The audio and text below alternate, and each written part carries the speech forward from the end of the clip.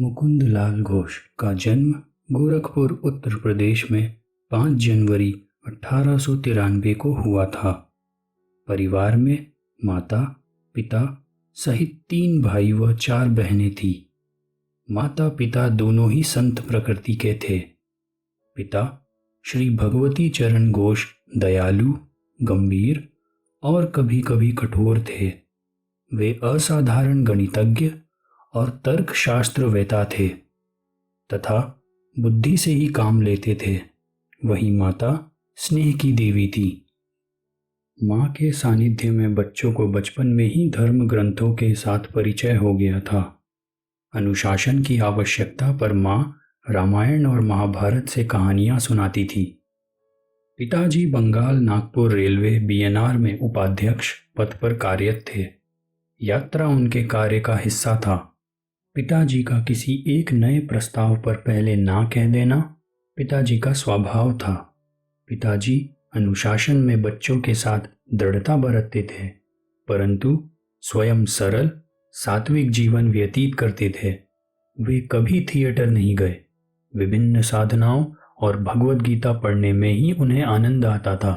वह जूते की एक जोड़ी का तब तक प्रयोग करते थे जब तक वह फट ना जाए।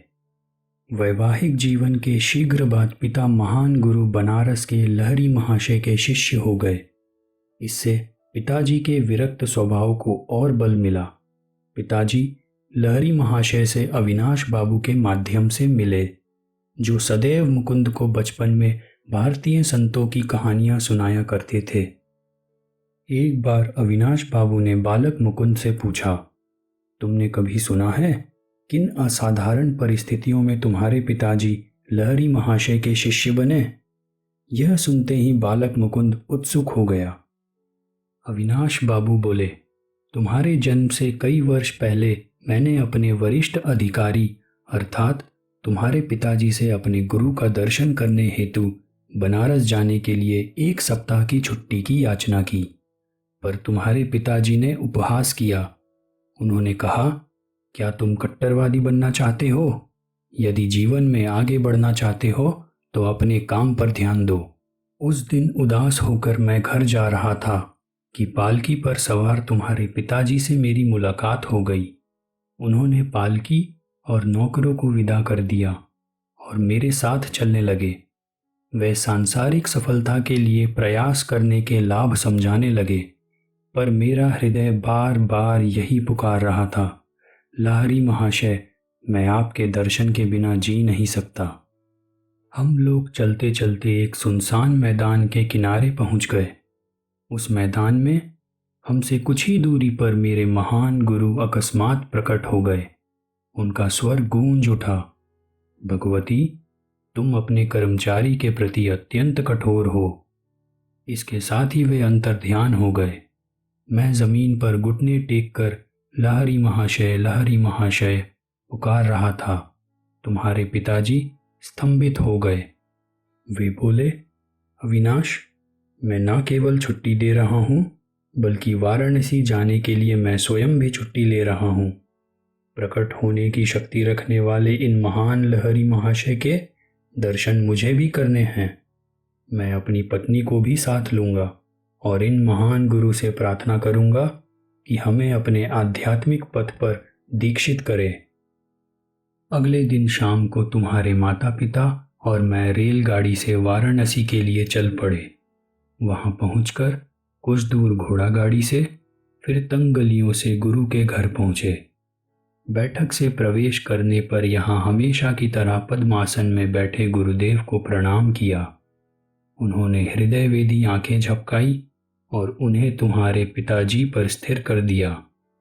भगवती, तुम अपने कर्मचारी के प्रति अत्यंत कठोर हो, उन्होंने फिर से दोहराया।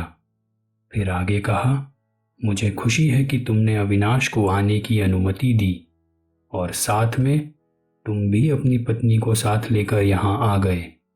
तुम्हारे माता पिता को गुरुदेव ने क्रिया योग की दीक्षा दी। उस दिन से ही तुम्हारे पिताजी और मैं गुरु भाई रहे हैं। लहरी महाशय ने तुम्हारे जन्म में विशेष रुचि दिखाई थी। तुम्हारा जीवन उनके जीवन के साथ जुड़ा रहेगा। गुरुदेव का आशीर्वाद कभी निष्फल नहीं होता।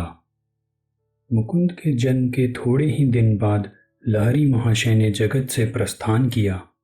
लहरी महाशय की एक फ्रेम में सजी हुई फोटो पूजा घर में देवताओं के चित्रों के साथ विराजमान थी।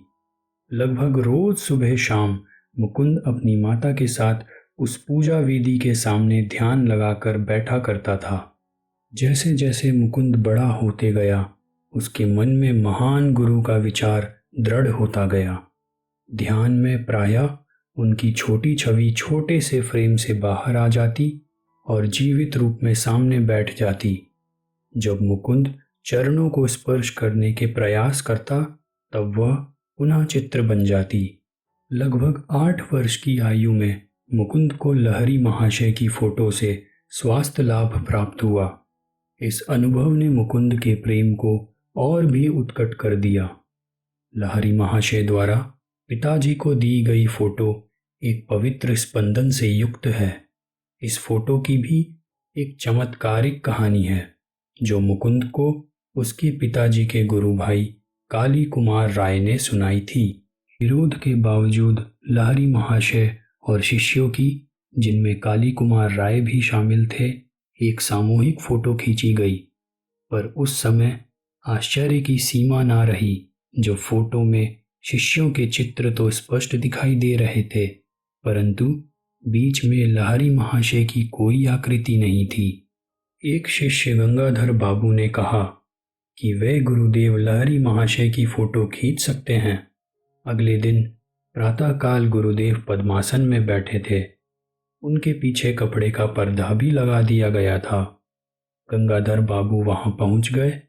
सफलता के लिए 12 फोटो खींची, किंतु शीघ्र ही उन्हें दिखाई पड़ा कि हर प्लेट पर लकड़ी की बेंच और पर्दे का चित्र तो स्पष्ट है, पर गुरुदेव की आकृति का कहीं पता नहीं।